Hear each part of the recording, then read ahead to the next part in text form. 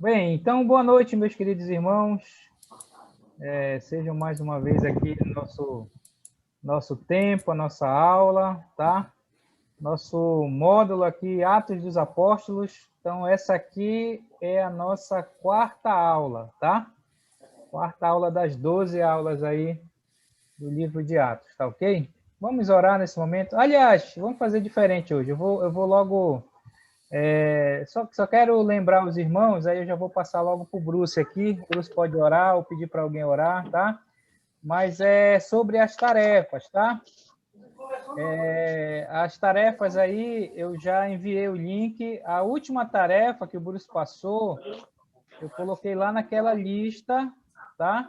Para você enviar para o Bruce, tá ok? Que era para ler os 4 capítulos de Atos e escrever lá o que você aprendeu daqueles capítulos, tá? Se por alguma razão você não recebeu essas tarefas, me peça que eu envio. Nossos vídeos das aulas também estão atualizados, tá? Se não recebeu, é só me pedir também. Meus queridos, não vão se confundir com os links que eu mando para vocês, tá? Tenho mandado muito material para vocês aí, tá ok? Não vá ficar aí perturbado com esses links aí. Cada link leva para fazer alguma coisa lá, tá? Ok, Bruce? Bruce, pode ficar à vontade aí. Ok, Vamos por... ok, eu vou orar para começar. Então vamos orar. Deus, nós reconhecemos nossa incapacidade de entender, compreender as profundezas da tua palavra, mas nós sabemos que no livro de Atos tem muitas coisas, muitos princípios sobre a igreja, sobre evangelismo, sobre essas coisas, e eu peço que o Senhor vai mostrando essas coisas para nós com clareza, que dê iluminação e a capacidade de aplicar esses princípios em nossas vidas, nossas igrejas, para glorificar o Senhor. Eu estava falando com alguém que falou comigo sobre essa questão de viver comunidade, comunhão, e quanto que essa pessoa deseja isso. Deus, eu desejo isso, e eu desejo isso para meus irmãos que estão escutando, que passa além do individualismo que existe na nossa sociedade hoje, para viver a realidade da igreja como eles viveram, com o compromisso, com o amor, a unidade que existia na igreja primitiva, que esse seja nosso hoje. Muito obrigado, em nome de Jesus. Amém. Ok, os Atos dos Apóstolos, eu gostei como alguém falou, os Atos dos Apóstolos é o título, mas algumas pessoas falam que é os Atos do Espírito Santo. E nós temos visto no primeiro capítulo como Jesus deu o desafio final, teve a ascensão para o céu, e depois escolheram uma pessoa para substituir Judas nessa situação, que para ser o testemunho sobre a ressurreição de Cristo. E depois a gente estudou em Atos 2, a semana passada, passando o tempo falando sobre o que era o batismo com o Espírito Santo, ser cheio do Espírito Santo, porque deu o dom de línguas. E a gente terminou, e a gente fez um pouco capítulo 4, vou resumindo as coisas aqui um pouquinho. Eu gostei muito da semente 5, que fala uma pessoa para ser salva, ela deve ter a convicção do seu pecado, arrepender-se e colocar sua confiança somente na pessoa de Jesus. E a frase que eu gostei lá de capítulo 2, depois do dia do Pentecostes, é compungiu-se o coração, do coração, compungiu-se do coração. Foi uma faca no coração, quando eles sabiam que Pedro falou, vocês crucificaram, mas Deus ressuscitou. Então eles perguntaram, o que faremos? Eles não estavam pensando, eu vou aceitar Jesus, tá bom, mas realmente era uma dedicação total, e sabemos que 3.000 pessoas se converteram, se fizeram parte da igreja. A igreja é composta de, semente 6 fala que a igreja é composta de seguidores de Jesus comprometidos e cheios do Espírito.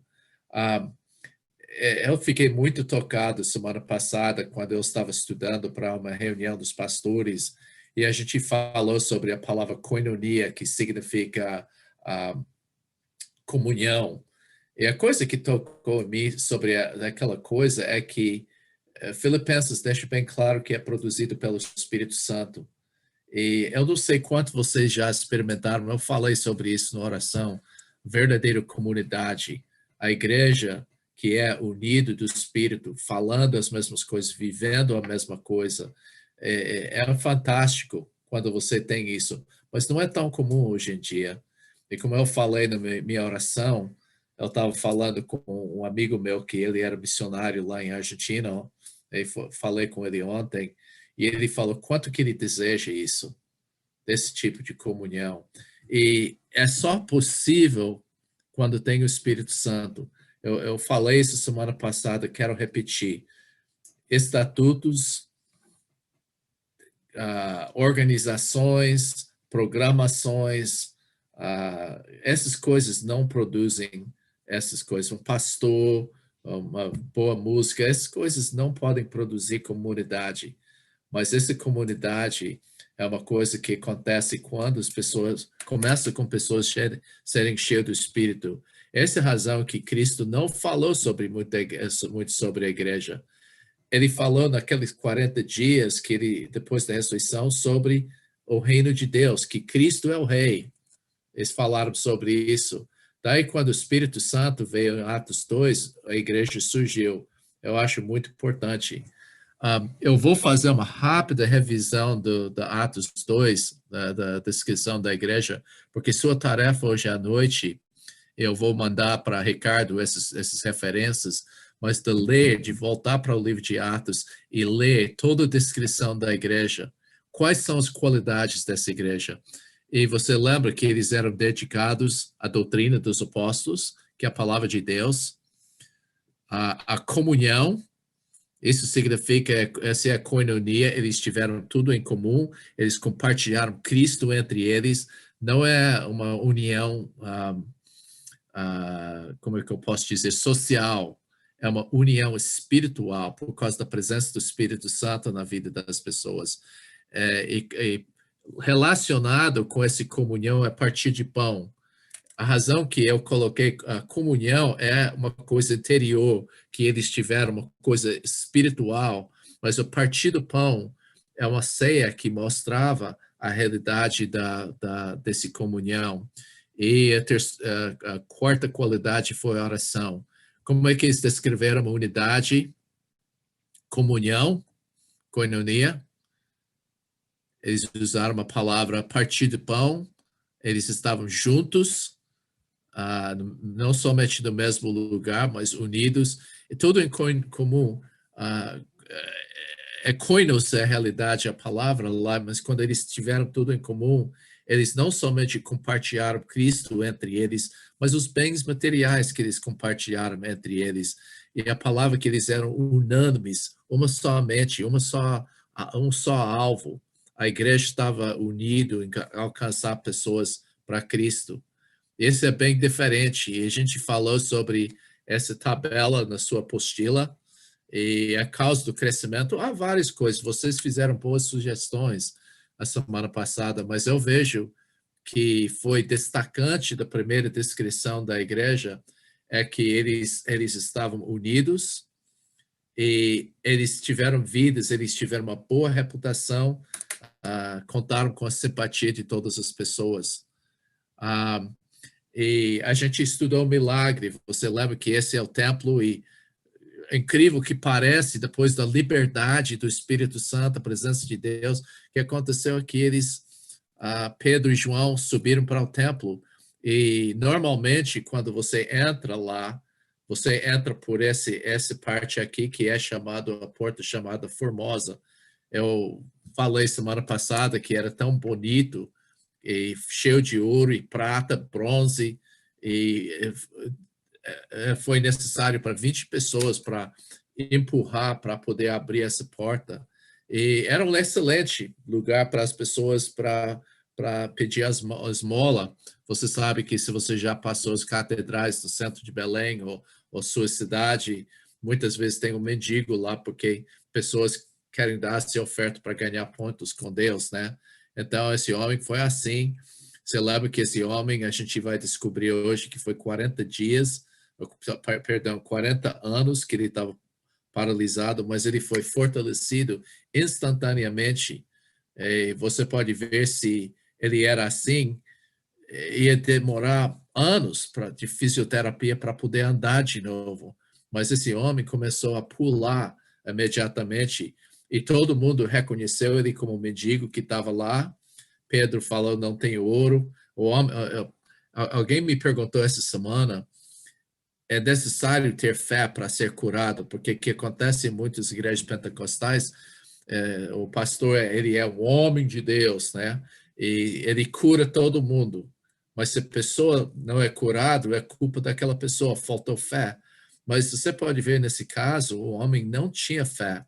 Ele só esperava a esmola. Então, esse foi importante. A explicação do Pedro, quem realizou o milagre foi Deus. E nota que ele falou uma coisa que eu aprendi hoje, estudando um pouquinho, que para ser um movimento aceito, tinha que falar de Abraão, Moisés e Davi. E certamente isso que foi falado nessa pregação que Pedro deu, ele falou em capítulo 3, versículo 13, ele fala, quem fez foi o Deus de Abraão, Isaac e Jacó. Era necessário ligar essa nova coisa da igreja com essas coisas, porque foi realizado o propósito do milagre, conforme versículo 3, era para glorificar Jesus, para manifestar Jesus nesse momento. Quem é Jesus? Eu gostei das primeiras duas pregações do Evangelho, uma coisa que ele descreveu, olha as palavras que foram usadas para descrever esse Jesus. Ele era o servo. Esse é um título messiânico, especialmente em Isaías, você pode ver as profecias falam sobre o servo do Senhor, que é o título para o Messias. Ele era o santo e o justo, mostrando o seu caráter, porque Jesus estava sem pecado. Ele é o príncipe, o autor da vida. Esse significa que ele é fonte, autor de vida, que ele deu as coisas. Ele é quem Deus ressuscitou. Então, essas coisas são importantes. De fato, o nome dele é Jesus. Yeshua, que significa Yahweh salva. Yahweh é o nome da aliança para os judeus e o nome Jesus é mesmo de Josué. E a palavra Cristo, você lembra, semana passada, é ungido e é Messias. Então, esse é importante. Só uma pequena coisa, agora que eu estou, se há interesse nessa coisa em português, eu estou fazendo uma outra pequena apostila sobre a pessoa de Jesus. Eu estou preparando isso com a visão dos muçulmanos. Eu estou querendo que os muçulmanos comecem através de conhecer o caráter desse Jesus, quando estamos estudando com eles. A responsabilidade das pessoas, ele deu a culpa das pessoas. Vocês mataram, mas Deus ressuscitou. Essa mensagem, primeiras 3 vezes que Pedro pregou, ele falou sobre isso. Como a cura foi feita, ele falou sobre fé, e essa foi a primeira vez que foi mencionado fé em Atos. É importante isso.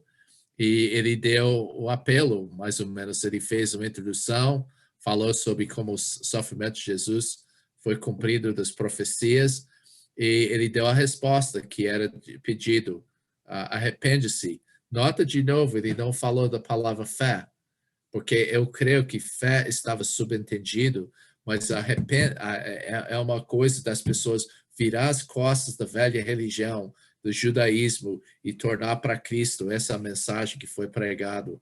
A coisa que, as razões, ele falou, vocês são discípulos, vocês são pessoas que escutaram os profetas, vocês são discípulos dos profetas, vocês são judeus, e essa mensagem é para vocês, então, essa é a razão pela resposta. E eles devem responder porque são judeus. Então, a gente fez essa tabela de novo. A gente fez, né? Sim? Sim? Então, Sim. ok. Então, testemunho pessoal, falou das profecias, não mencionou a vida de Cristo nessa coisa. Houve no contexto do milagre.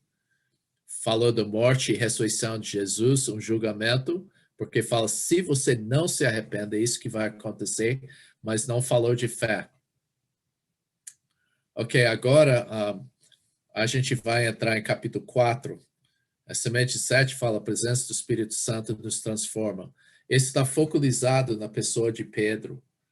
Não somente Pedro era ousado no dia do Pentecostes, mas agora ele está diante dos líderes, que ele temia bastante antes. Ele era muito covarde antes, mas agora você vai ver um Pedro diferente, um Pedro transformado por causa da presença do Espírito Santo na sua vida.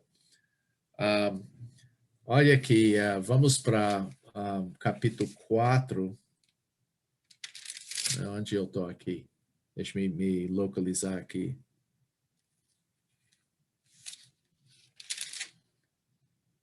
Ok, ele começou, versículo 1, e você lembra que ele estava pregando essas coisas, e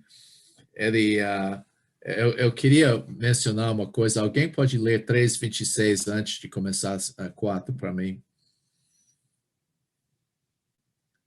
3:26.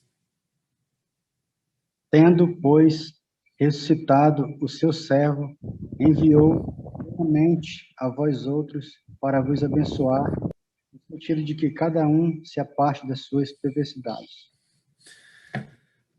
Minha Bíblia fala de virar, e a ideia do arrependimento, você está indo uma direção e você vai voltar para outra direção, você está virando as costas do velho e olhando para Cristo. E eu queria só falar sobre essa última parte do Evangelho, versículo 26, porque ele está falando que o Evangelho, a bênção de Deus, nota a bênção de Deus, não são bens materiais, mas o que acontece? A bênção de Deus é que ele tirou o pecado de nós. Esse fala da regeneração. Ele virou a gente, mudou a direção da nossa vida. E é uma coisa que eu queria mencionar aqui, porque hoje em dia arrependimento não é bem explicado. Eu vi, como eu acho que eu falei para alguém, eu vi a maior igreja aqui na nossa cidade, nos Estados Unidos, eles dão uma apresentação do Evangelho. E eles só falam, você confessa que você é pecador. Isso não é suficiente, porque essa coisa você tem que repudiar o pecado, como ele falou aqui. Mas a bênção de Deus é que ele leva o pecado da gente. Ele transforma a nossa vida.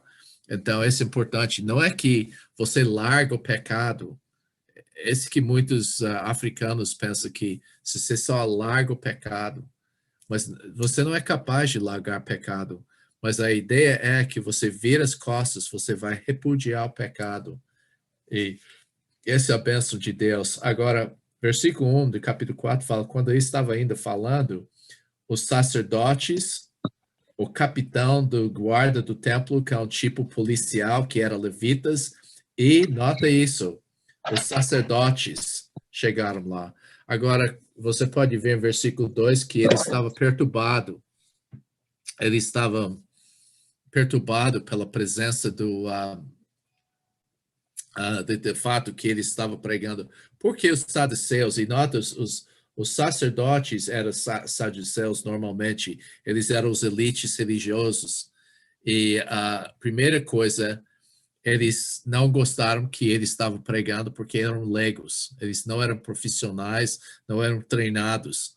E você pode ver que essa é uma grande ênfase no Novo Testamento, como Deus usa as pessoas que não são as pessoas mais intelectuais, chegadas, mas João e Pedro eram leigos, não os sacerdotes, profetas ou fariseus. Eles não gostaram que estava pregando.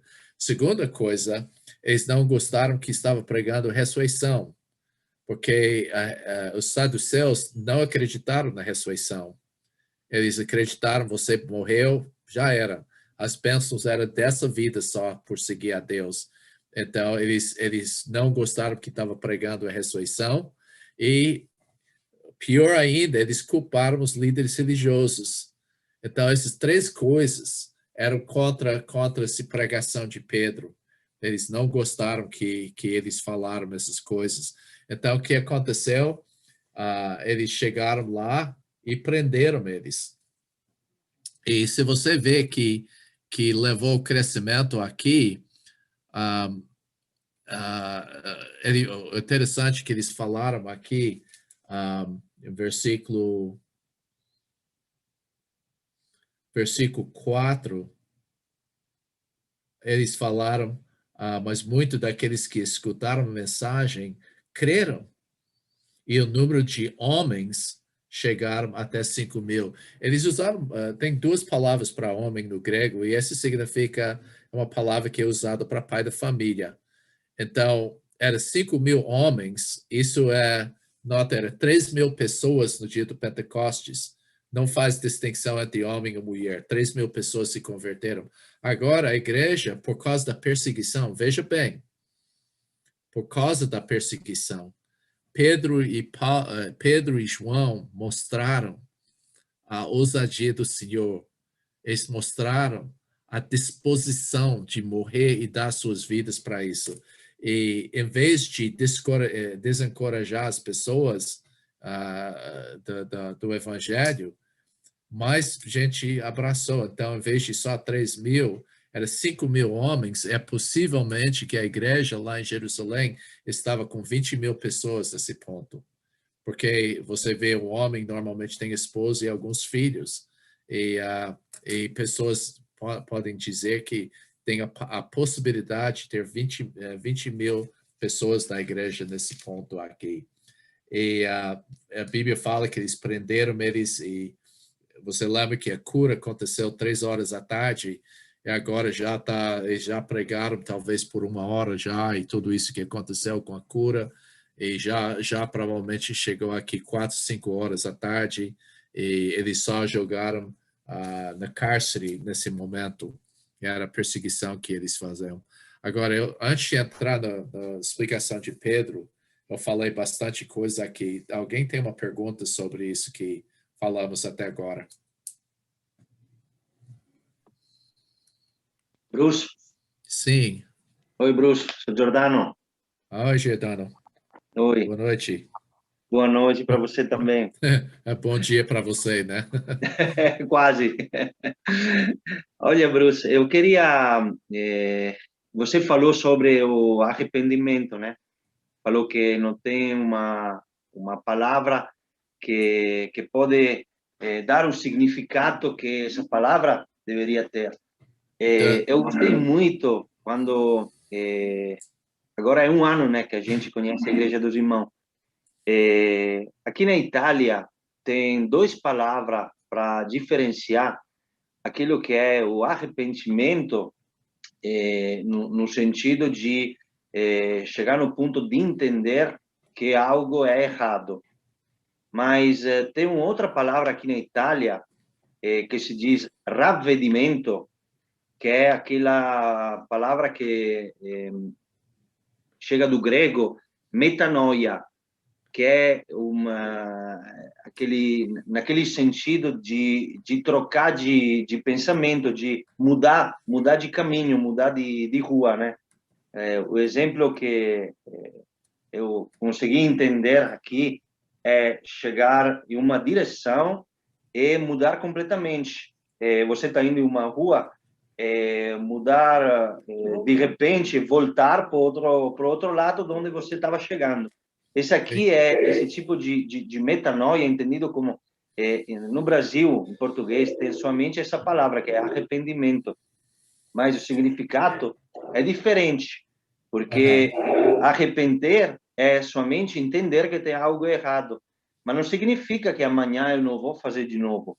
Ravvedimento, no significado que tem aqui na Itália, é mudar de pensamento. Então, entender que é errado, sentir o peso daquilo que é o erro do pecado, e quando um dia vai chegar de novo somente o pensamento, o peso vai ser muito grande, que nós temos, já começamos a odiar somente o pensamento que está chegando.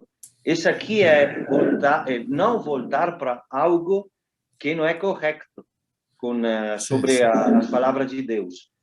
Sabe uma coisa que é importante, que a palavra grega, você mencionou metanoia, Sim. Essa é a mudança de mente, mas a questão que nós temos que ver que essa palavra de mudança de mente não é seu pensamento somente.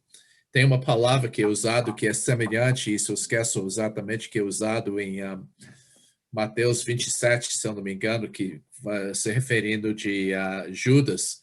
Ele é praticamente a mesma palavra, mas é uma mudança de sentimento. Então, esse é traduzido remorso. Então, mas metanoia, muitas pessoas pensam que é só no pensamento, mas o que é uma mudança do propósito da sua vida. Porque antes você está vivendo para si mesmo. Eu vivo para me agradar. Eu posso fazer coisas religiosas, mas é para mim. É voltado para a minha pessoa. Mas arrependimento é quando você para de viver para você mesmo. Você está indo nessa direção para gratificar a si mesmo. Aí você volta e você é transformado nessa coisa que o valor principal. Eu vivo não mais para mim, mas para Cristo. Então, esse que é a metanoia, arrependimento significa no grego. Eu vejo isso, como você mais ou menos falou, é que você sabe que você é pecador, você sente o remorso pelo seu pecado, você está quebrantado e você deseja, a vontade é importante nisso, você deseja essa nova vida que Cristo pode fazer na sua vida. Então, é interessante que ele não falou sobre, esse foi quando ele falou 3.000 creram. É a primeira vez que ele mencionou a palavra crer e fé são a mesma coisa do grego. E essa razão que ele falou isso. Alguém mais tem uma pergunta? Bruce, Comentário? Sim. sempre eu. Queria te perguntar uma outra coisa. Essa aqui é uma pergunta sobre um versículo que eu li no Evangelho de João, sobre o Espírito Santo. Nós lemos em Atos 2, que pela primeira vez o Espírito Santo, né, desce do céu sobre os 120 que estão reunidos. Mas outro dia, lendo em João 20, Jesus aparece aos discípulos. No versículo 22, a Bíblia diz que Jesus, havendo dito isso, soprou sobre ele e disse-lhes: recebei o Espírito Santo. Isso aqui é antes daquilo que lemos em Atos dos Apóstolos. Sim. Então, eu queria entender um pouco mais sobre esse Espírito Santo que Jesus soprou. É o que Jesus tem duas explicações. É que algumas pessoas falam que Jesus estava dizendo de simplesmente uma presença do Espírito Santo provisório até o dia do Pentecoste. Mas eu não vejo que isso é uma boa explicação. Da maneira que eu vejo, Jesus não estava dando o Espírito Santo para eles, mas ele estava, nota que é imperativo, ele comandou a pessoa, recebe o Espírito Santo, e eu vejo que ele estava profetizando o dia do Pentecostes naquele momento. Essa é a melhor explicação para esse trecho aqui, porque ele não deu parcialmente o Espírito Santo e depois deu todo o Espírito Santo, o provisório. Ele simplesmente está falando que isso que eles iam precisar é o Espírito Santo, estava profetizando a chegada do Espírito Santo. Outras perguntas? Alguém tem outra pergunta? É o Leonardo. Eu tenho uma pergunta, mas é referente ao capítulo 3, verso 19, fala assim, ó: arrependei-vos, pois, e convertei-vos, para serem cancelados os vossos pecados. No verso 20, a fim de que da presença do Senhor venham tempos de refrigério, e que envie ele o Cristo, que já vos foi designado Jesus. Eu queria entender essa questão aqui. Do tempo de refrigério. E ele, o Cristo. Isso aqui ficou meio confuso na minha cabeça. Eu poderia esclarecer? Qual aspecto porque aqui de Jesus Cristo já subiu, né? E aqui ele fala, fiquei um pouco confuso. Que é uma boa pergunta. Se eu lembro da coisa aqui, que a primeira coisa, aqueles tempos de refrigério, provavelmente está se referindo do futuro, do milênio, quando que é o período messiânico, quando ele vai reinar sobre as coisas. Mas o que ele está falando, eu vejo do futuro, da volta de Cristo mais aqui.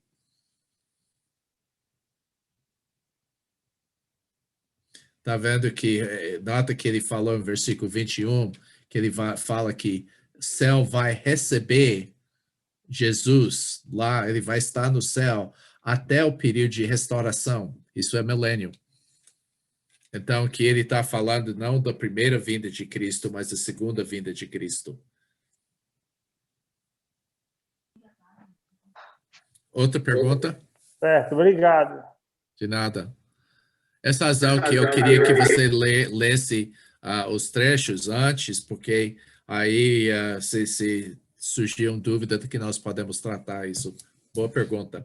E Bruce, Sim. tá me ouvindo bem? Estou. Eu queria saber uma coisa. Por que essas pessoas foram batizadas no nome de Jesus, não em nome do Pai, do Filho e do Espírito Santo? Boa pergunta. Você vai ver isso que no livro de Atos, eles nunca falam do nome do Pai, do Filho e do Espírito Santo, mas que eles falam, quando eles falam o batismo em nome de Jesus, é a autoridade de Jesus, aquele batismo foi feito. E esse é para distinguir o batismo de João Batista, que é um batismo de arrependimento, mas o batismo o batismo do livro de Atos, só quando eles descrevem o batismo em nome de Jesus, está descrevendo o tipo de batismo e não o modo de batismo. Então, o modo de batismo é na grande comissão em Mateus 28, do Pai, do Filho e do Espírito Santo. Mas para ficar mais claro que esse simplesmente é o batismo que é referente a Jesus, que é no nome do Pai, Filho e Espírito Santo.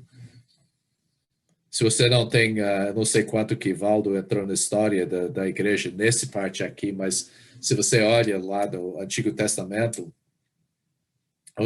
da história da primeira igreja, eu fiquei surpresa quanto que eles falam sobre todo mundo fez 3 mergulhos naquela época, no nome do Pai e no nome do Filho e no nome do Espírito Santo. Era 3 mergulhos. Esse era o consenso da igreja primitiva. Mas muita gente faz isso, nega a Trindade, usando esses versículos lá em Atos, porque você vai ver que foram batizados no nome de Jesus sempre. Só contraste do batismo em João, que é arrependimento. E nota, quando a pessoa aprendeu em Atos 19 o que é verdade sobre batismo, eles já foram batizados por João, mas eles foram batizados no nome de Jesus por Paulo, em Atos 19. Em Éfeso. Outra pergunta? Boas perguntas hoje à noite, eu gostei. Bruce, aqui é o Ronaldo de Alagoas. Boa noite. Boa noite, eu queria tirar uma dúvida aqui de Atos 1, versículo 18. Que fala, que está falando aqui sobre, eu acho que é sobre Judas, né, que fala. Porque o versículo 17 e 18, né? O 18 fala, ora, este homem adquiriu um campo com o preço da iniquidade, e precipitando-se, rompeu-se pelo meio, e todas as suas entranhas se derramaram. E em Mateus 27:5 fala que Judas se enforcou. Aí eu fiquei com dúvida sobre essas 2 passagens. Excelente pergunta. Eu só penso que eu comentei lá a primeira semana ou segunda semana sobre isso, não me lembro, mas o que é que, claro que Judas fez uma coisa de maldade quando ele se confessou que ele pecou em trair sangue inocente e que ele sentiu remorso. Ele tentou devolver o dinheiro para os sacerdotes e eles falam, não, isso é problema seu. Ele pegou o dinheiro e jogou dentro do templo. Únicas pessoas que podem prender esse dinheiro lá eram os sacerdotes. E eles foram forçados a tocar nesse dinheiro porque era o dinheiro de sangue, e tocando nessa moeda, eles não podiam participar da Páscoa. Então, essa foi a maldade de Judas. E a Bíblia fala que eles não podiam colocar no tesouraria do templo, porque era dinheiro de sangue. Então, eles compraram o campo. E a explicação, que é a melhor explicação para essa coisa que parece uma contradição, é que os sacerdotes é que compraram, mas eles compraram em nome de Judas, porque o dinheiro era dele. Então foi Judas indiretamente que começou e foi comprado em nome de Judas. Essa é a razão que foi feito assim. Mas excelente observação que você fez, que você viu aparentemente contradição. Eu gosto de olhar, examinar coisas. Eu espero que vocês entendam que eu vou falar. Eu gosto quando eu achar coisas que parecem que são contradições, porque eu volto e estudo até eu acho uma resolução. Porque a Bíblia nunca se contradiz, mas é nosso entendimento que causa essas coisas. Então, eu acho excelente que você está examinando e fazendo essas perguntas. Bruce, eu acho que a pergunta aí do Ronaldo, ele quer saber, assim, a diferença do tipo de morte de Judas, né?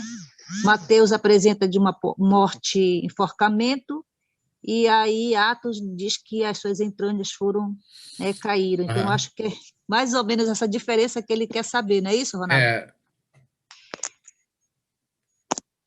Sim. É isso também. Essa outra coisa é que aparentemente duas coisas são possibilidades sobre essa morte. Número um é que ele se esforçou, mas a corda quebrou ou desamarrou e ele caiu. E esse que foi uma maneira de violento para morrer. Ele não conseguiu se enforcar direitinho, mas ele foi caindo dessa maneira. Ou outra possibilidade é que o corpo dele ficou lá para alguns dias e ele começou a apodrecer e caiu assim. Essas são as duas possibilidades de explicação disso. Mas é uma boa observação sobre isso também, sobre a maneira que morreu. Mas ele se enforcou e caiu quando se enforcou. Uau, boas perguntas, eu gosto demais. Bruce, boa noite. Boa noite. Aluno Penetra aqui, esposo da Maria Antônia. Eu estudando com ela nessa semana aí, né? Sim. Assim, quando o Sinédrio chama, né, Pedro, né, eles lá não querem, tem uma resistência grande para que Pedro não pregue, né, o nome de Jesus, e brigam muito pela questão da ressurreição e tudo. Isso era uma questão, por que eles não acreditavam nisso? Por que eles não davam crédito nisso? É uma questão religiosa ou uma questão política deles lá? Provavelmente os dois, porque você pode ver, eu acho um grande exemplo da incredulidade é quando Jesus ressuscitou e os sacerdotes sabiam isso está no fim do Mateus, e eles pagaram as pessoas para se calar sobre isso. Eles sabiam que Cristo ressuscitou. Eles sabiam que Jesus, você lembra que eles foram para Pilatos e falaram, olha, esse enganador, com certeza eles vão chegar e roubar o corpo, então sela coisa assim. E eles entenderam até melhor do que os apóstolos que Jesus estava declarando que ia ressuscitar. Eu acho que esse mostra dureza de coração, porque você pode ver que aqui eles estão contemplando, a gente vai ver em capítulo 4, eles estão contemplando esse milagre que foi feito e eles não sabiam o que fazer. Daí a gente vai ver lá para capítulo 5, uma outra situação semelhante a isso, como é que você lembra que os capitão do templo começou a pensar, a gente foi lá para a prisão, eles não estavam lá. Daí outro chegou lá e falou, não, mas estão pregando lá no templo. Como é que... Ele até perguntou, o que vai acontecer com isso? Eles foram tantas oportunidades, mas isso mostra a dureza da incredulidade dos líderes religiosos. Eles contemplaram milagres e parece que estava cego do que está acontecendo lá. De quem te deu essa autoridade para fazer essas coisas? É Deus, né? Ok, eu vou continuar por causa do tempo, mas guarda essas perguntas. Eu gostei muito que vocês estão fazendo isso. Ok, Pedro começou essa pregação com uma saudação. Deixa eu ver alguma coisa. Alguém pode ler versículos 5 e 6 para mim? Eu achei isso interessante.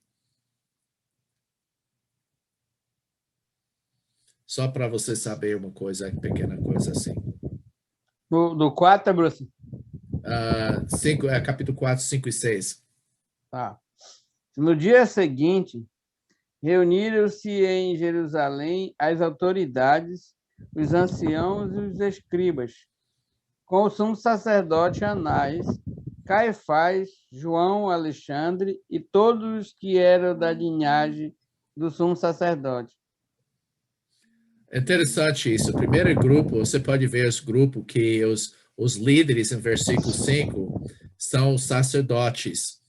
Os presbíteros ou anciões são os líderes de cada tribo, e os escribas são os fariseus. Então, tinha um grupo lá que é parecido com o Sinédrio, mas é um pouco mais amplo e envolveu as pessoas que estavam na cidade naquele momento, porque a maneira é se alguém fez um milagre que era necessário, é para esse grupo questionar qual é a fonte desse milagre. E ele mencionou Anás, que ele não era sumo sacerdote ainda. Os romanos tiraram ele, acho que foi no ano 16 por aí. Então, ele era, mas o genro dele era Caifás, e ele era o verdadeiro sumo sacerdote que os romanos escolheram.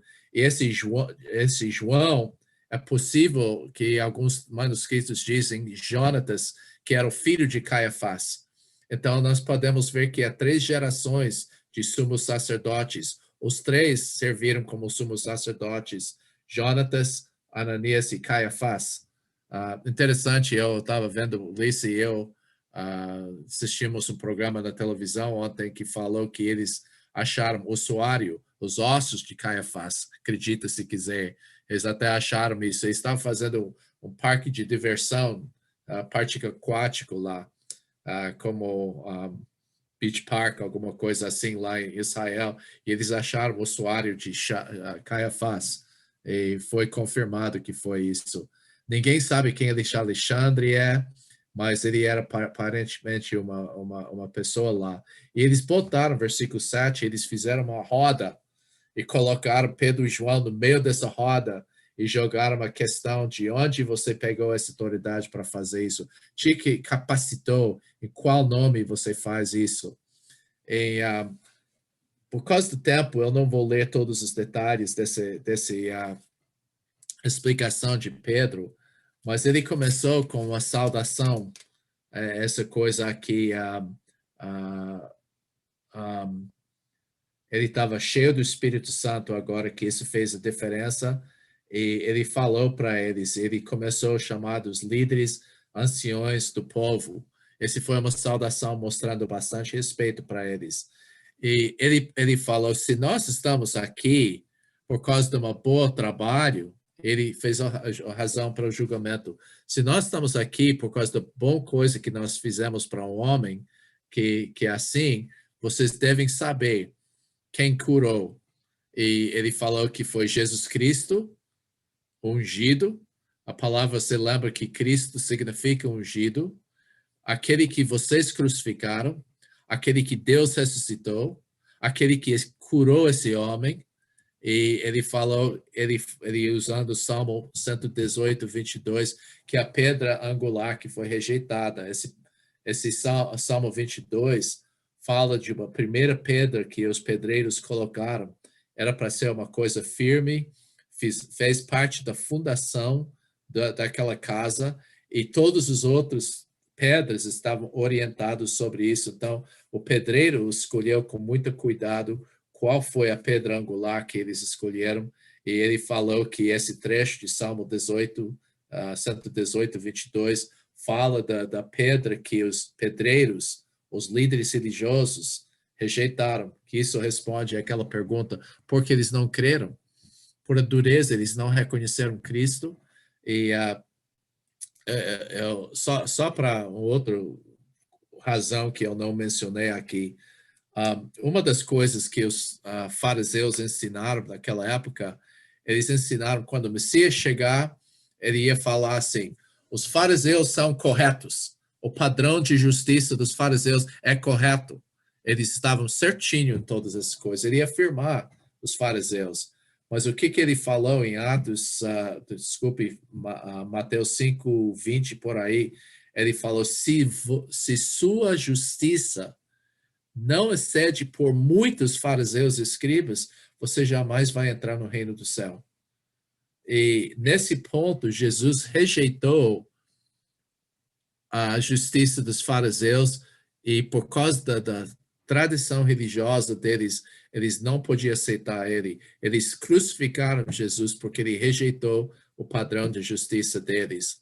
Então, essa pedra angular que foi rejeitada explica isso, que ele estava direcionando isso diretamente para eles. E ele falou que ele é a única fonte de salvação. Olha o que ele falou. E não há salvação em nenhum outro. Com certeza, Pedro estava lembrando que Jesus falou em João 14:6, eu sou o caminho, o caminho, a verdade e a vida, e ninguém vem ao Pai senão por mim.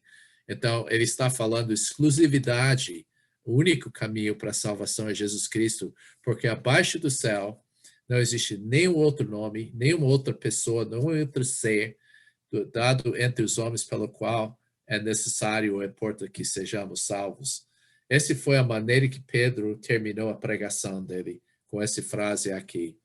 E você pode voltar para aquela tabela e você pode ver que a diferença aqui. Quem pregou?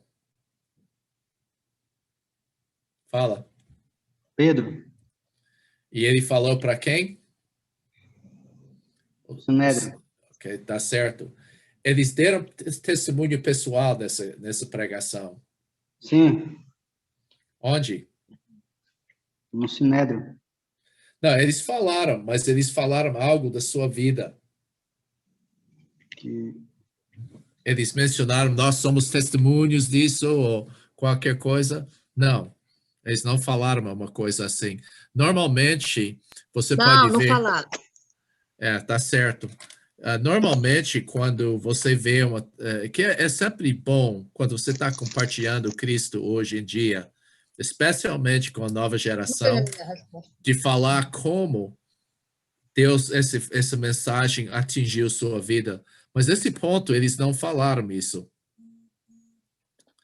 Eles falaram de profecias. Sim.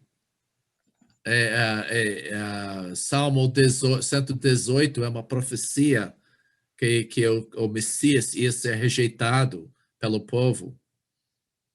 Ok? A vida de Jesus não falou nada. Foi um milagre, sim. Foi quando Jesus, quando o coxo foi curado. Ele falou da morte de Cristo. Agora vocês estão com medo de falar. Foi? Sim.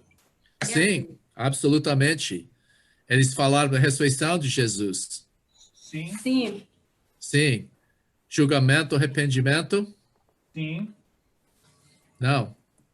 Eles não falaram de julgamento. Se, eu não vejo, você pode me provar diferente aqui, mas eu não vejo que tem aqui uma coisa que está falando de julgamento, e ele não chamou as pessoas para arrependimento, porque eles não estavam preparados para isso.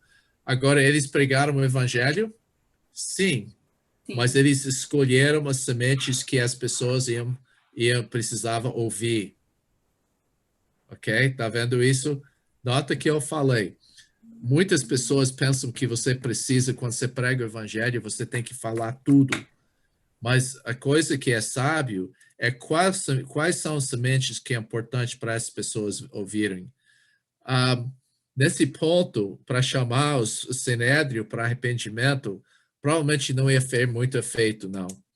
Falando de julgamento, pode ser, mas a questão nesse momento, ele focalizou no milagre que foi feito naquele momento. Ele falou, esse foi Jesus que fez isso, foi Jesus que vocês rejeitaram, foi profetizado que vocês iam rejeitar, mas a coisa básica do evangelho que eles não deixaram de falar é sobre a morte e a ressurreição de Jesus. Muitas vezes eu reparo outro problema no evangelho moderno. Nós não falamos da importância da ressurreição de Jesus, mas a ressurreição de Jesus é que nos dá nova vida. Muito importante isso. Tem sentido isso? Está vendo que a gente está completando isso. E nós vamos ver quais são as sementes importantes aqui. Eu gosto muito do versículo 13. Alguém pode ler isso para mim? Tá lá na tela lá.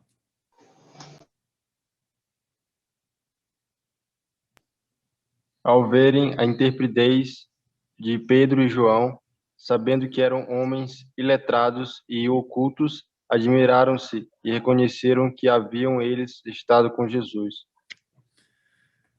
Olha, eu espero que esse versículo seja um encorajamento para vocês. Porque olha que a diferença de Pedro quando ele estava cheio do Espírito Santo.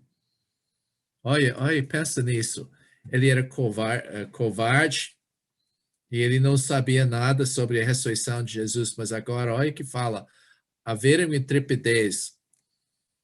Intrepidez é coragem, ousadia, que eles eram abertos para essa coisa, Pedro e João. O que eles saberam sobre eles? Iletrados, isso agramatios, que significa sem gramática, sem estudo. E a palavra incultos, eu gosto da palavra grega nisso, é idiotez, que a palavra significa falta de educação, falta de instrução, falta de educação. Então eles falaram, puxa vida, eles olharam, esses homens falam com tanta autoridade, com tanta sabedoria, mas eles são pessoas sem educação formal. Por quê? Eles admiraram-se porque reconheceram que haviam eles estado com Jesus. Algum comentário falou que eles não fizeram uma ligação. Como é que pessoas iletradas, pouco educação, pouco capacidade, podia fazer uma coisa assim? É porque eles estavam junto com Jesus. Essa é a razão, mas eles não fizeram essa ligação. Então, eu quero falar isso para você, é que as pessoas que Deus usa mais são as pessoas... Eu estava falando com meu amigo ontem, que era missionário na Argentina, e a gente vê, às vezes, o intelecto da pessoa pode servir como barreira, porque a pessoa confia em si mesmo, na sua educação, na sua capacidade. Mas as pessoas que Deus usa, as pessoas que são radicalmente submissas a Deus e o Espírito Santo, e vão ser usadas por Deus dessa maneira. E a coisa que foi impressionado, se fosse um grande Gamaliel, alguma pessoa falando isso, eles não iam ficar tão impressionados. Mas o que impressionou é o fato que essas pessoas não tiveram uma educação formal. E alguns de vocês que estão me escutando aqui, vocês não têm muita educação formal. Vocês não têm muitas habilidades naturais. Mas a questão, você confia na presença de Deus na sua vida, no Espírito Santo. Olha a transformação que aconteceu com Pedro. Olha a transformação. E Deus quer usar você. É uma coisa muito legal para pensar nisso. A resposta, né, Éder, foi interessante. A gente acabou de ler que eles admiraram. E o versículo depois disso fala que eles estavam sem resposta. Eles não podiam negar que um sinal importante passou por eles. Como é que vai falar isso? Pedro, o argumento dele calou a boca deles, basicamente. Nós fizemos essa coisa no nome dessa pessoa de Jesus e eles não podiam negar isso. Interessante, muitos de vocês sabem que eu tenho esse livro lá atrás de mim que chama Yeshua, que é uma coisa sobre a vida de Cristo do ponto de vista judaica. E ele fala, se você olha toda a literatura dos judeus daquela época, eles nunca negaram que Jesus fez milagres. Eles falaram um monte de coisas, mas eles nunca negaram, só afirmaram que Jesus fez milagres e eles atribuíram esses milagres ao diabo. Mas a conclusão, eu não sei porque eu tenho essas letras lá, ignora essa coisa, dizer a eles para não falar mais naquele nome. E eles ameaçaram ele, eles falaram que não podia punir porque eles não podiam acusar eles de alguma coisa, mas as instruções lá, eles falaram, nunca fala nesse nome de novo, para. Eu gosto desse versículo. Alguém pode ler para mim de novo?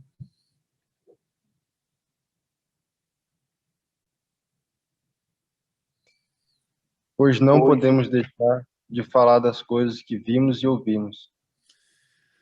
Se você quer, eu não ia reclamar se você quer colocar um X sobre testemunho pessoal nesse ponto aqui, porque ele falou assim, Deus mudou nossas vidas. Como é que a gente pode calar sobre isso, né? Mas a gente cala, às vezes. Mas ele falou, olha, Deus fez alguma coisa, a gente viu coisas, ouvimos coisas. Como é que a gente pode deixar de falar sobre isso? Então ele falou, é mais importante obedecer vocês ou Deus nessa coisa, pois nós não podemos deixar de falar sobre esse homem aqui. Então, esse leva, ok, antes de entrar no próximo semente, alguém tem uma pergunta sobre essa primeira parte, capítulo 4?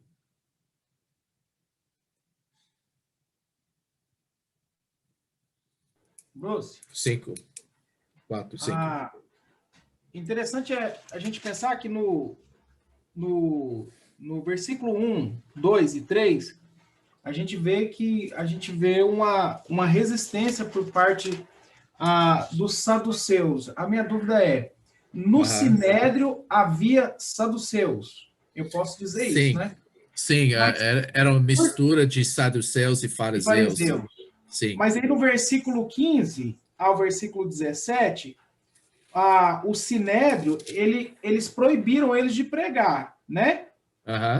Mas não fez nada com relação ao ensino de contestamento contra a ressurreição.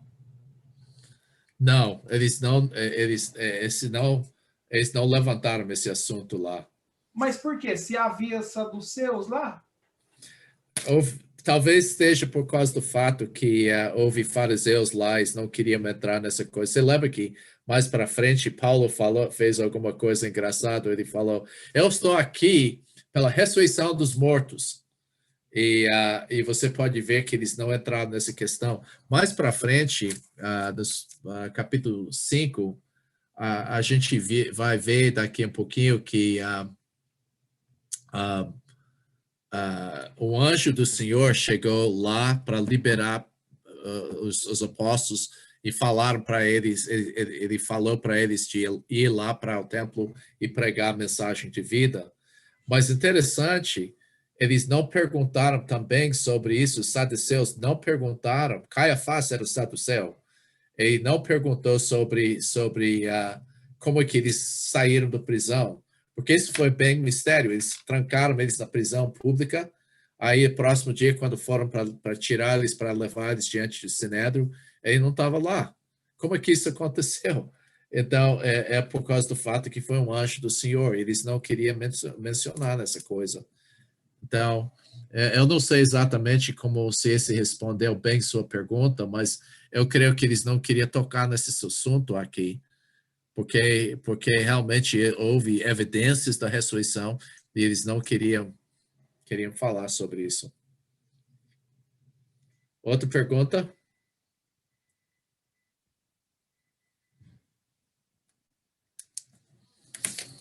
Ok. Bruce. Sim. só no finalzinho, né, desse capítulo 4, né, fala do modo de vida, né, dos primeiros cristãos, né? E então fala justamente de como eles viviam, que, né, vendiam suas propriedades e traziam aos pés dos apóstolos. Sim. Aí tem aquele episódio, né, que Barnabé vai e vende, né, uma propriedade e deixa, né? Aí no início do capítulo 5 vai falar justamente de Ananias e Safira, né? Isso é uma ali eu vejo assim, né, que existiu um espírito de competitividade dentro da própria igreja, ou eles queriam demonstrar aquilo que não era uma certa forma de partidarismo. Eu queria entender bem se essa relação dessas propriedades que Barnabé deu, que Ananias e Safira deram, causou um certo partidarismo ali na igreja. A gente vai chegar lá, a gente não chegou lá ainda, mas eu vou falar isso, que a questão, o que causou essa situação é que pessoas, sem dúvida, admiraram Barnabé. Ele teve aquele apelido Barnabé, que mostra que ele era uma pessoa de destaque, uma pessoa que fez coisas incríveis, e com certeza todo mundo da igreja sabia que aconteceu, e em vez de louvar Barnabé, eles louvaram a Deus por causa disso. Mas eu creio que Ananias e Safira ficaram com inveja dessa atenção e queriam a mesma atenção, mas não queriam realmente dar tanto dinheiro para esse projeto assim. E esse que aconteceu lá. Mas basicamente expor que nem todo mundo teve a motivação correta na igreja primitiva. Era um tipo, talvez, espírito de competição, espírito de inveja, ciúmes. Então, esse que acontece. Mas a gente vai chegar lá. Alguém mais tem uma pergunta? Oi, Bruce, boa noite. É o Lúcio Araújo, tudo bom? Eu tô sem imagem aí, porque eu acho que o meu Zoom tá com problema, ou o meu computador, mas eu tô aqui ouvindo. Eu queria fazer uma pergunta, é um pouco fora, mas é uma curiosidade que eu tenho há muito tempo. Esse viver em comum da igreja lá do primeiro século, ela pode ter inspirado os malucos dos comunistas a ter inspirado a doutrina deles de ter idealizado, porque o comunismo que a igreja primitiva vivia era uma coisa que nascia de dentro para fora, não era uma coisa imposta pelo Estado, né? E aí, de repente, os caras tentaram fazer o negócio de fora para dentro e não funcionou. Pode ser? Eu não ia falar que comunismo foi inspirado por isso, mas eu entendo que você está falando, essa ideia parece que é uma ideia de comunismo que todo mundo compartilha as coisas. Eu posso dizer duas coisas sobre isso. A primeira coisa é que nota que eles falaram vendiam e não venderam. É uma diferença que, se você entende o imperfeito em vendiam, significa era voluntário, né? Sim, e não significa que era não instantaneamente. Todo mundo vender tudo e vamos colocar uma caixa comum. Não foi bem assim. É que nota que eles vendiam conforme a necessidade das pessoas. Entendi. Então, isso significa que, por exemplo, pessoas lá em Jerusalém estavam começando a passar fome. Então, fala, eu tenho um terreno que eu vou vender, e eles deram o dinheiro para os apóstolos fazer. Mas uma coisa interessante sobre isso, você pode ver em 1 Timóteo, que eles falaram de instruir os ricos, de não ficar pensando superior, e sempre estar pronto para compartilhar conforme a necessidade. Então, a igreja teve ricos e pobres, mas ninguém passou necessidade. A gente vai ver isso na descrição da igreja, que ninguém passou necessidade. Isso significa que simplesmente que as necessidades foram supridas. Não é que todo mundo estiver uma caixa comum, como o comunismo fala. A segunda coisa que eu ia falar sobre isso, que você sabe que os puritanos que chegaram nos Estados Unidos, a razão que eles foram para os Estados Unidos era para escapar à perseguição da igreja reformada, que é presbiteriana hoje, a igreja luterana e a igreja católica. Foi muita perseguição contra as pessoas com os puritanos e as pessoas da Igreja dos Irmãos. Eles falaram, a gente vai viver como uma igreja primitiva, a gente vai ter uma horta lá, a gente vai compartilhar as coisas, todo mundo.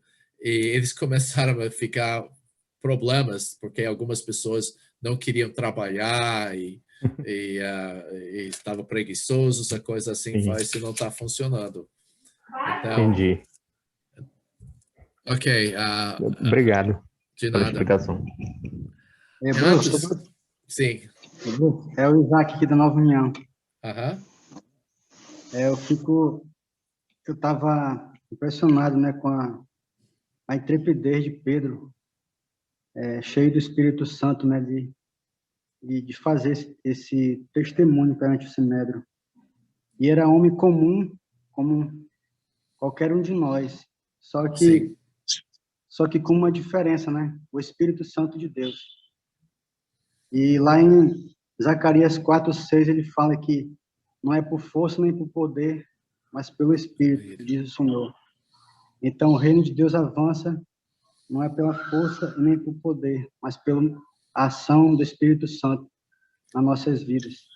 E eu também estava pensando num texto que tem lá em 1 Coríntios, ele fala 1:26, irmãos, reparai, pois, na vossa vocação, visto que não foram chamados muitos sábios, segundo a carne, nem muitos poderosos, nem muitos nobres de nascimento. Pelo contrário, Deus escolheu as coisas loucas do mundo para envergonhar os sábios, e escolheu as coisas fracas do mundo para envergonhar os fortes.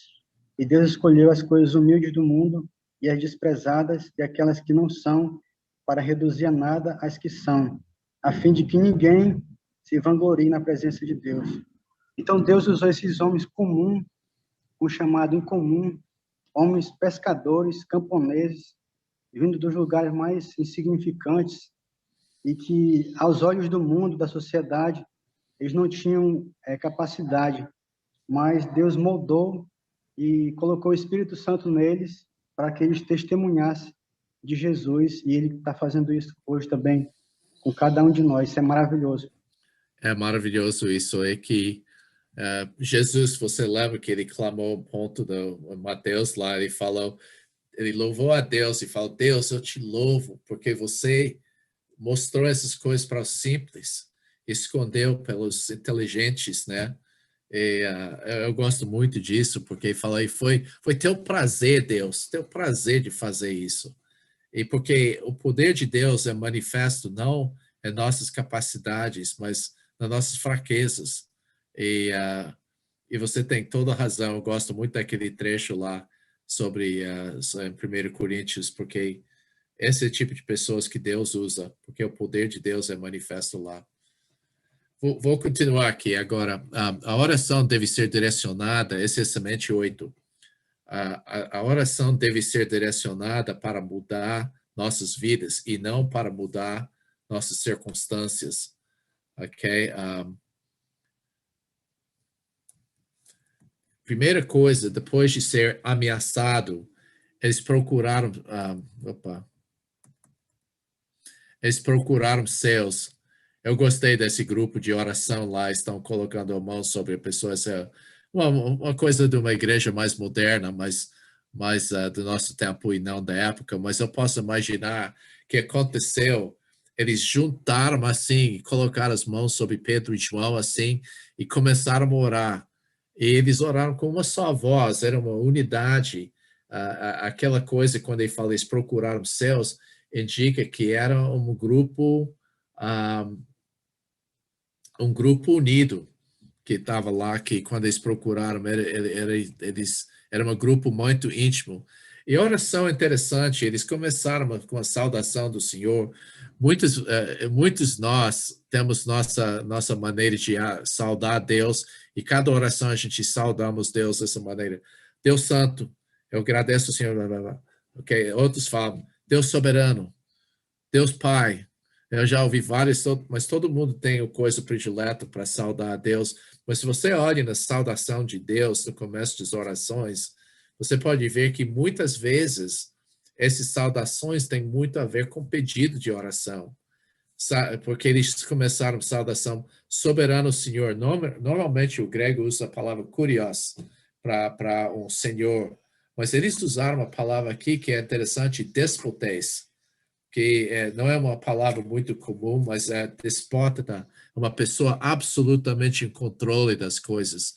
Então, eles saudaram Deus com uma palavra que é traduzida de soberano Senhor. O que eles fizeram? Eles colocaram uma criação, uma louvor sobre a criação desse trecho, que ele fala aqui, aquele que fez o céu e a terra e o mar e tudo que está neles. Ele era universo, ele sendo o criador, eles não colocaram isso com palavras religiosas aqui, só para encher, como é que alguém falou, encher linguiça, né? Eles colocaram isso porque ele sendo o criador, ele é soberano sobre sua criação. E ele falou, você falou pela profecia, pela boca de Davi, e eles citaram uma profecia, e ele falou que o Espírito Santo falou através de Davi, e foi uma profecia sobre duas coisas, alguém pode ler isso para mim, porque daí é mais fácil explicar. É versículo 25 e 26.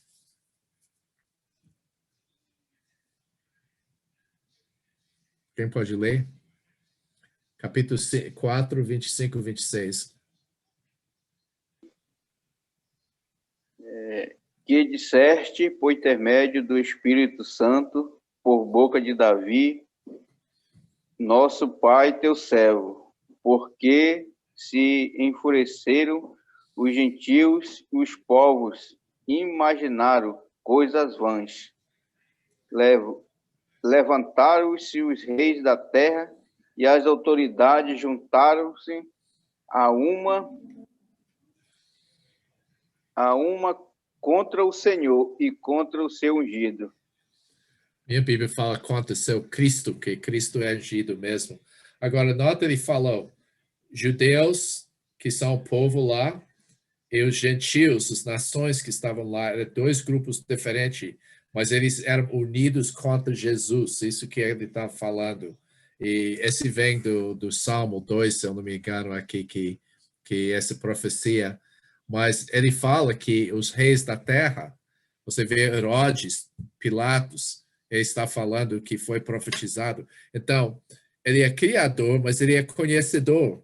Ele que controla a maneira que a profecia foi feita assim. E ele falou que ele é soberano, ele usou 3 palavras. Nota, olha esse versículo. Eles uniram, Pilatos e esses outros uniram para fazerem tudo que a tua mão, esse é soberano. Quando você fala da mão de Deus, você está falando do controle que ele tem, com as mãos dele, ele pode fazer sua vontade. Teu propósito é que Deus tem uma coisa que ele determinou que vai acontecer, predeterminaram. Então, ele usou 3 palavras diferentes para mostrar que Deus era completamente soberano sobre a perseguição que eles estavam enfrentando e que Jesus enfrentou. Entendeu? Isso é importante. Basicamente, a oração é assim, olha, Deus, tu és soberano. Essas coisas que aconteceram com nossa perseguição não foram fora da sua vontade. Ok? É difícil, mas não é fora da sua vontade. E, além disso, o Senhor Jesus foi perseguido.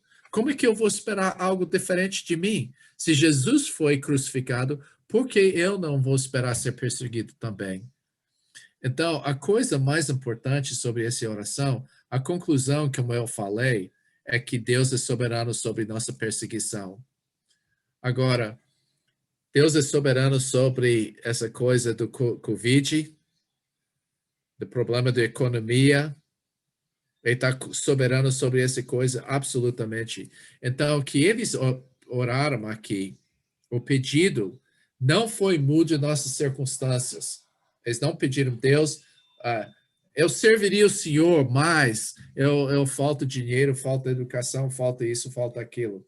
Eles falaram, não, eles não falaram isso, mude nossas circunstâncias. Para com essa perseguição. Então, não foi a oração deles. Ele falou, considere, olhe na perseguição, dê-nos coragem, faça sinais através dos seus apóstolos. Esse foi o pedido lá que eles fizeram. Eles falaram, olha, dá para a gente essa ousadia para falar agora. Eu falei, puxa, Pedro já teve bastante ousadia, mas estão pedindo mais? Estavam pedindo mais? Incrível. O resultado, o lugar tremeu. Isso significa que balançou o lugar onde eles estavam. Eles ficaram cheios do Espírito e eles proclamaram a palavra. Esse que aconteceram, que a coisa... Deus respondeu esse pedido. Então, eu gostaria de desafiar vocês essa semana de orar dessa maneira. A gente está em tempos difíceis agora.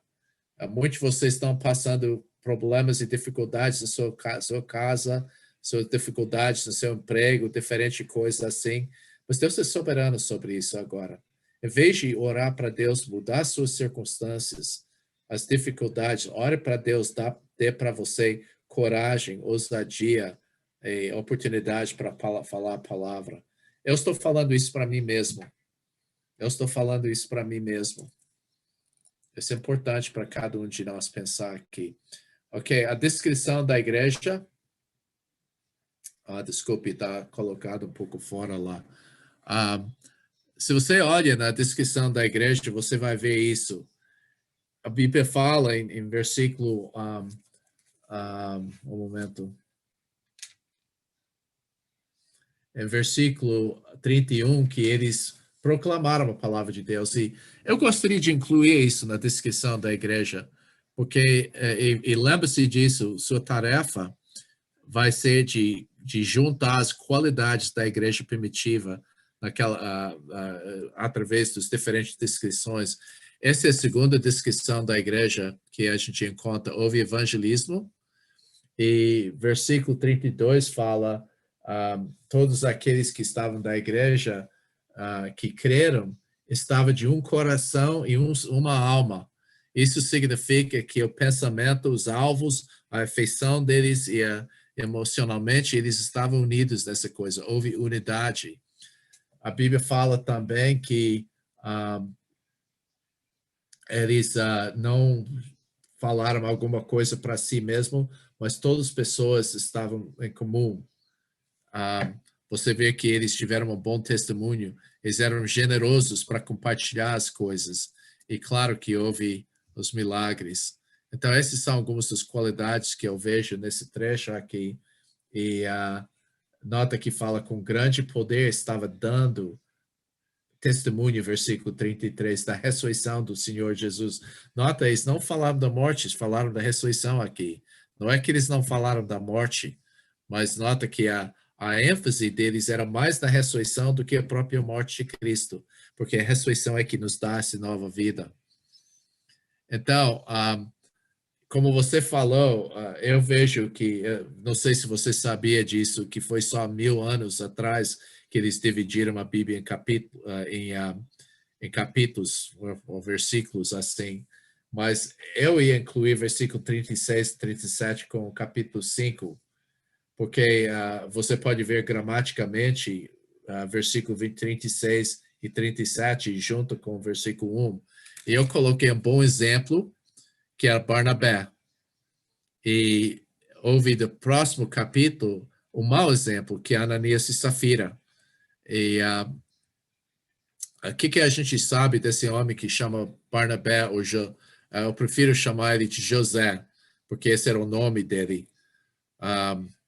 Ele era levita, que se alguns de vocês são bem espertos nessas coisas, você vai ver que no Antigo Testamento foi proibido para os levitas ter um terreno. Então, como é que Barnabé ou José teve esse terreno? É possível que ele teve lá no Chipre, porque ele era natural de Chipre, que essa é a segunda coisa aqui. Essa é a razão que eu creio que Barnabé era o autor de Hebreus. Se eu ia postar alguma coisa, eu ia escolher, porque ele era de Chipre, isso significa que ele era helenista. Ele falava grego como primeira língua, ele era bem mais familiarizado com a Septuaginta, a Bíblia grega do Antigo Testamento. Então, ele era ele fala, essa razão, que a primeira viagem, nessa primeira razão que ele foi enviado para Antioquia, porque ele já conheceu e trabalhou junto com os gentios. E segunda coisa é que essa razão que eles foram para Chipre na primeira viagem missionária, porque com certeza Barnabé já conheceu pessoas lá. O nome dele era Barnabé, que é traduzido, e é interessante, filho de Paracleses. E se você conhece essa palavra Paracleses, é a palavra usada para o Espírito Santo. Ele é o Paracleses. Essa razão, qual é... ele chama ele, você lembra que é aquela música Barnabé, José de Consolação. E a gente tem aquela coisa que ele era... eu vou falar assim. Essa palavra Barnabé, Paracleses, significa de aconselhar, exortar, encorajar e confortar. Ele é chamado todas aquelas coisas. Então, Barnabé era um homem incrível. Ele refletiu a presença do Espírito Santo, porque eles até usaram o próprio nome. Bar significa filho, Abé significa de Paracleses, é a qualidade de uma pessoa que exorta, encoraja. Ele era profeta nessa maneira, que ele era uma pessoa que falava. Ele era generoso também, porque ele vendeu o terreno dele e deu tudo. Ele não era obrigado a fazer isso, mas ele escolheu fazer. Então, ele era generoso. Mas, por outro lado, eu não coloquei referência correta aqui, Atos 4, 36, 37 está incorreto. É 4, versículo 1 até versículo 11. Mas Ananias e Safira eram um casal e a situação que eles não foram obrigados a dar. Eu tenho surpresa que alguns desses grupos que pregam prosperidade não falam do pecado deles que eles não queriam dar, mas nota, eles separaram uma porção do dinheiro e Pedro deixou bem claro, vocês não eram obrigados, esse dinheiro era seu, ninguém te obrigou a fazer isso. Então, a motivação, eu vejo que era aparência. Eles reconheceram que Barnabé era um bom exemplo e eles queriam ter visto como um bom exemplo. E esse que Deus detesta. Eu li hoje em Provérbios como Deus detesta uma pessoa que é mentiroso e dessa maneira para parecer uma coisa, essa hipocrisia de parecer uma coisa que não é. E essa coisa que eu não quero ser também. O que eles fizeram? O pecado não é falta de contribuição, é que eles mentiram para dar uma aparência de uma coisa que eles não eram. E o que você vê com Ananias? Se você vai ler esse trecho aqui, você vai descobrir que ele falou, Pedro, quando eles falaram lá, que ele perguntou por que Satanás encheu seu coração. Ele basicamente falou, olha, versículo 3, ele fala, por que você permitiu que Satanás enchesse seu coração ao ponto de mentir para o Espírito Santo? Então, ele mentiu para o Espírito. E esse é interessante, porque depois ele falou, em versículo 4, vocês não mentiram para homem, você mentiu para Deus, falando que o Espírito Santo é Deus mesmo. Safira, e nota, quando ele falou isso, ele morreu, ele fez a provisão que ia morrer, e naquela época, quando alguém morreu pela maldição de Deus, eles tentaram enterrar a pessoa o mais rápido possível, porque eles não deixaram as pessoas ficar de luto e velando o corpo, nada disso. A pessoa morreu pelo julgamento de Deus, logo você vai enterrar. E interessante, eles enterraram ele, e Safira entrou sem saber o que aconteceu. E Pedro perguntou para ela se era esse valor. E ele falou, como é que vocês combinaram? Vocês juntaram para fazer isso? Então, ela sabia exatamente, ela concordou com o marido de de fazer e elaborar essa mentira. E ele falou, por que você tentou o Espírito Santo dessa maneira? E guardei, os pés dos jovens que enterraram seu marido estão chegando e vão levar você também. Pum. E ela faleceu na época assim. Então, você pode ver que essa é uma falsidade. E no início da igreja, era muito importante manter essa pureza. E você pode ver aqui, Atos capítulo 8, como não foi tolerado na época falsos cristãos na igreja. Deus até purificou sua igreja, mas o que aconteceu é que hoje em dia ele deu instruções para a igreja através de Coríntios, ele deu instruções. Agora é nossa responsabilidade pelejar e zelar pela pureza da igreja. Mas você pode ver que isso aconteceu naquela época. Desculpe que por causa do tempo eu não vou ler todos os detalhes, mas eu estou mais ou menos resumindo disso. Então, Deus detesta hipocrisia. E eu não quero ser hipócrita. Eu fico com vergonha, às vezes, quando pessoas falam sobre algumas coisas, porque eu sei que eu tenho minhas lutas também. Eu tenho minhas dificuldades. Eu quero ser o máximo possível de ser um homem puro e sincero, mas é importante de ser transparente na coisa. Muito importante isso.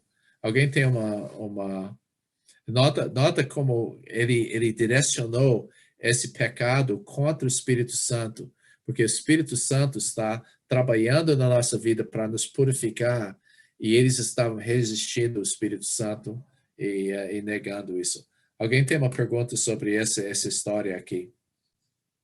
Não? Eu pensei que ia dar alguma pergunta sobre Ananias e Safira. Bruce. Sim. Bruce é a Cacau, esposa do Gleice. Na verdade, eu queria fazer uma pergunta sobre Barnabé. Barnabé é o mesmo José de Arimateia que pediu o corpo de Jesus junto com Nicodemos para sepultar? Não. Tá bem. Há vários Josés na Bíblia. Você tem vários Ananias e diferentes pessoas assim. Sim. E Bruce, há um debate, né, sobre o que aconteceu assim com a vida espiritual de Ananias e Safira, saber se eles foram salvos. A gente pode considerar aí que eles foram salvos? A Bíblia não comenta de nenhuma maneira ou outra, porque, olha, você olha nessa questão, parece que não é tão sério, né? Não é uma coisa séria como bebediço, adultério, roubo, alguma coisa assim. É simplesmente uma pequena coisa. Mas o fato que eles morreram da maneira que morreram, para mim, manifesta que provavelmente não estavam salvos. Porque se você olha na Bíblia aqui em capítulo 5, versículo 11, fala, e grande temor. Agora, esse não é o mesmo temor de um adorador, esse é phobos, esse é um medo mesmo. Chegou na igreja inteira, para todos aqueles que ouviram sobre isso. No versículo 13, eles falam, versículo 12, e através dos mãos dos apóstolos, muitos sinais e maravilhas estavam acontecendo entre o povo, e todo mundo estava de um acordo, estava com um propósito, no pórtico de Salomão. Mas olha 13, mas o resto não usava de associar, de ficar perto deles. Por quê? Por que esse temor chegou lá? Olha, esse mostra que eles estavam com medo de ser expostos como falsos assim. E a pessoa que não estava verdadeiramente convertido e comprometido com Cristo tinha medo de entrar na igreja depois desse evento. Então, essa é uma coisa bem forte. E o que aconteceria hoje se Deus agisse assim? Já pensou nisso? O que aconteceria hoje nas igrejas se Deus ia purificar dessa maneira? Então, como eu falei, eu não posso afirmar porque eu sou capaz de qualquer pecado também. Mas para mim, pela maneira do contexto, eu creio que eles não eram salvos. Pode falar, quem estava perguntando? Não, eu ia dizer que mataria mais do que o Covid. O que é? Se estivesse corrigindo ainda dessa mesma forma, eu acho que morreria mais pessoas do que o Covid, né? É verdade. Deus é muito misericordioso conosco hoje, eu vejo. Já me fizeram essa pergunta, eu falei, isso aí é Deuteronômio 29, 29. O que 29, 29, qual livro? Deuteronômio, as coisas encobertas. Pode ser, né? Mas, sim. Você, boa noite. Boa noite. Bruce, é o seguinte, olha, a gente acha que a mentira é uma coisa tão simples para a gente, até para nós cristãos mesmo. Até por brincadeira a gente mente. Mas Deus leva a sério, porque no capítulo 8 de João, fala lá que quem é o pai da mentira? É o Satanás, né? Exatamente. Então, a mentira é uma coisa muito séria perante Deus. Entendeu? Leva a pessoa a uma coisa trágica, né? A mentira é uma coisa séria perante Deus. É uma pequena mentira, né? Até uma brincadeira, às vezes, a gente mente. Sim. A gente tem essa mania, acho que cada cristão tem essa mania de fazer isso, né? Porque se descuida, né, nessa área. Eu vejo assim, né? Sim. A coisa sobre essa mentira era diferente do que essa mentira era promovendo uma falsa espiritualidade. Essa razão que é muito, muito sério diante de Deus. E como eu falei, eu estou baseando, quando eu falo da maneira que eles morreram, foi diretamente um julgamento de Deus. E geralmente, biblicamente, quando pessoas morrem dessa maneira, eles não são salvos. Então, eu vou voltar aqui dessa descrição da igreja. Por causa da Ananias e Safira, a igreja foi pura. Essa é a terceira descrição da igreja. Era uma igreja pura. Eu coloquei a Ananias e Safira lá porque foi um julgamento. Houve temor. Com certeza houve o temor de adoração, mas foi realmente, as pessoas levaram essas coisas muito sérias. Os líderes fizeram sinais e foi unidade, eles mencionaram isso, eu coloquei local porque eles fisicamente estavam unidos, mas espiritualmente, aquela palavra que fala que estava de um acordo lá, unânimes, no templo de Salomão, assim, no pórtico de Salomão, não estava somente unidos no local, pelo local que estavam, mas estavam unidos nos seus propósitos. Isso é muito importante. E nota que ele falou do fim do versículo 13. Alguém pode ler o versículo 13 para mim? Eu quero ver as palavras que foram usadas aqui. Mas dos restantes, ninguém ousava juntar-se a eles. Porém, o povo lhe tributava grande admiração. Está vendo a reputação, grande admiração? Há algumas referências extra-bíblicas que falam sobre a igreja, e eu acho que Joséfo era uma das pessoas que criticou a igreja muito. Ele foi incrédulo, mas ele fala, mas eu tenho que admitir, eles amam uns aos outros. E um outro filósofo escreveu como a igreja era unida nas coisas, eles tiveram uma boa reputação na vida. E qual foi o resultado dessas coisas aqui? E eu creio que foi o resultado da pureza. A gente pensa assim, a gente vai disciplinar uma pessoa, isso vai fazer mal, mas o que ele falou, um momento, eu estou perdido aqui. Ele fala, versículo 14, fala, e mais creram no Senhor Jesus Cristo multidões de homens e mulheres. Agora, nesse ponto que está incluindo a mulher, estava constantemente acrescentado seu número. Depois daqueles 5.000, eles pararam de contar. Não era como saber, porque a igreja cresceu tão grande aqui. E ele deixou claro que uma coisa diferente, que as mulheres estavam realmente igualmente recebidas dentro da igreja. Então, esse foi uma pequeno detalhe lá, mas foi interessante. Mas por que a igreja cresceu aqui? Eu poderia indicar 3 coisas. Eu creio que o principal é a pureza da igreja. Por causa da pureza da igreja, houve uma boa reputação e unidade nessa igreja. Porque quando você tem falsos no meio, você não pode ter esse nível de unidade. Então, eu creio que você pode ver que isso que levou a igreja a crescer bastante. E o que aconteceu próximo?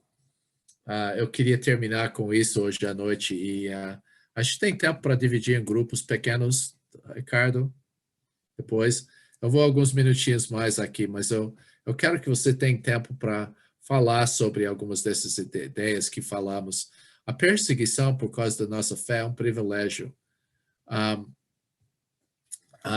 Começando em versículo 17, eles falam que os sumos sacerdotes saduceus, nota, com seus associados, deixando claro que é seta dos saduceus, eles estavam cheios de ciúmes, essa coisa, estavam ciumento da atenção que estava acontecendo. Você pode imaginar isso, que na igreja, é como a igreja católica que dominava as coisas, de repente pessoas começaram a ir para a igreja, o padre vai ficar chateado com isso. Isso que aconteceu aqui, todo mundo estava se dedicando e não estava indo atrás dos sacerdotes mais, mas estava fazendo assim, então cheios de ciúmes. Então, eles pegaram e gente, pelo contexto, entende que foi o 12 que foram jogados da prisão nesse momento. O versículo fala que eles contra os discípulos e colocaram no cárcere público. E a razão que eles fizeram isso para humilhar os discípulos, através de colocar eles numa prisão comum. Mas o anjo, a Bíblia fala que o anjo do Senhor, que é interessante, como eu falei, que os saduceus não acreditaram em anjos, e é um anjo que chegou e libertou eles.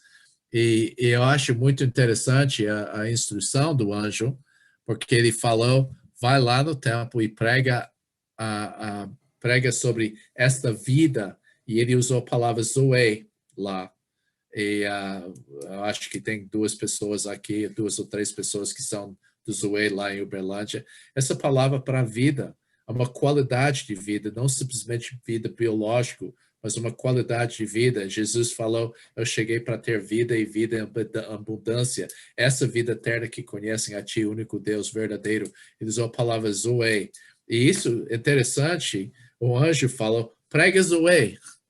Então, eu não incluí essa instrução aqui naquela tabela aqui, mas esse provavelmente englobou todas essas coisas, pregaram as profecias, pregaram sobre a pessoa e a morte e a ressurreição de Jesus como o caminho dessa vida que ele falou. Eu sou o caminho e a verdade e a vida, a verdadeiro caminho para a vida que ele está falando.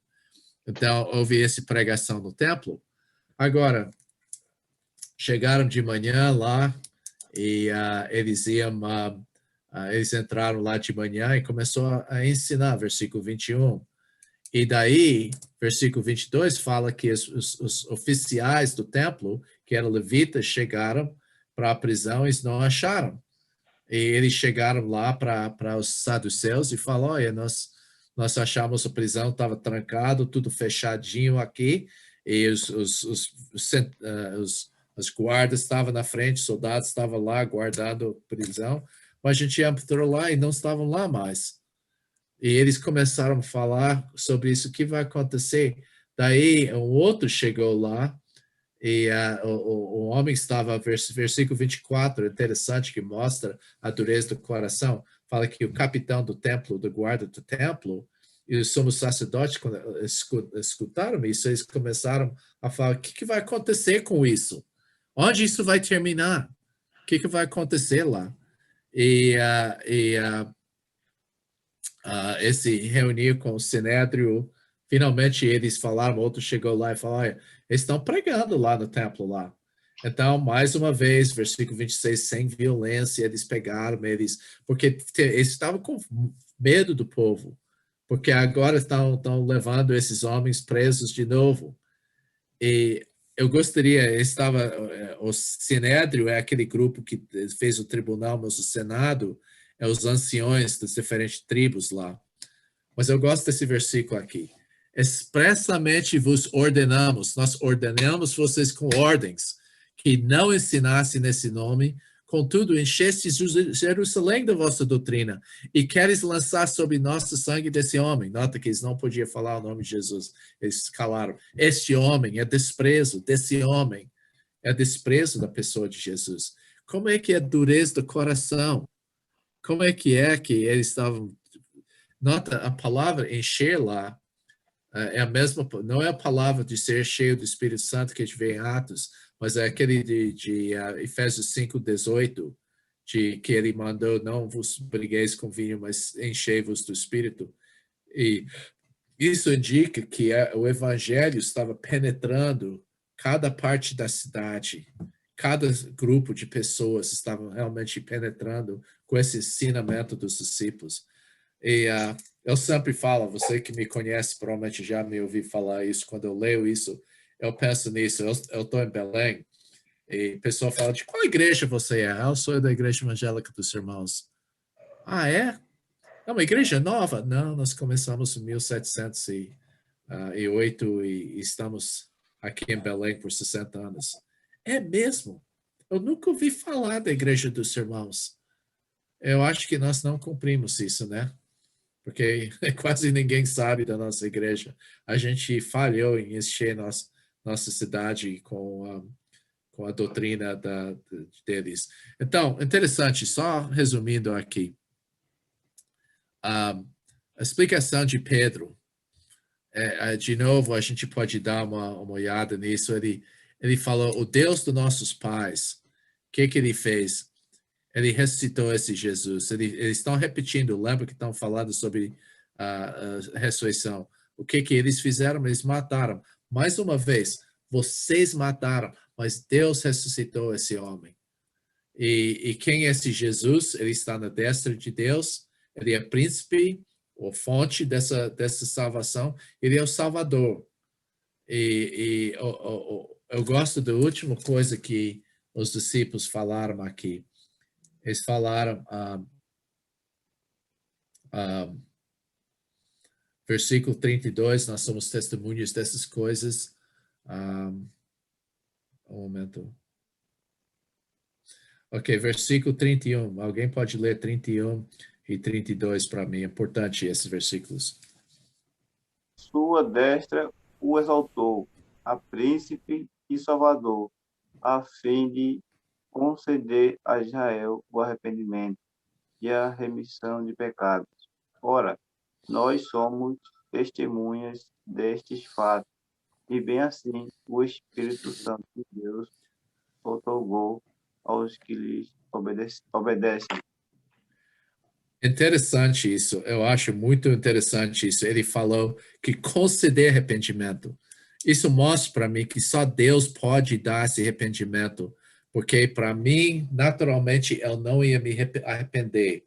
Então, ele falou o propósito que Jesus foi exaltado da destra, que ele é príncipe e o Salvador, para ceder arrependimento. Ele não falou de fé ainda. E ele falou arrependimento e perdão, de remissão dos pecados. Ele falou, nós e o Espírito Santo, nós somos testemunhas dessas coisas. Ok? Agora,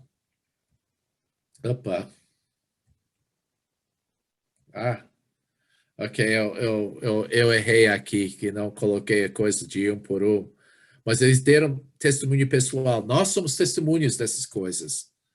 Eles falaram da morte e ressurreição de Jesus, eles falaram de julgamento e arrependimento. Isso é correto. Mas nota, até agora, não foi mencionado fé, porque esse para os judeus foi subentendido aqui. Ok? Agora, nós temos tempo para grupo pequeno? Sim, acho que sim, Bruce, uns 15 minutos. Ok. A questão que eu quero que você olhe assim, número 1, o que você aprendeu sobre o Evangelho, dessas coisas que temos falado? E o que você aprendeu sobre a igreja até agora? Compartilhe entre vocês agora.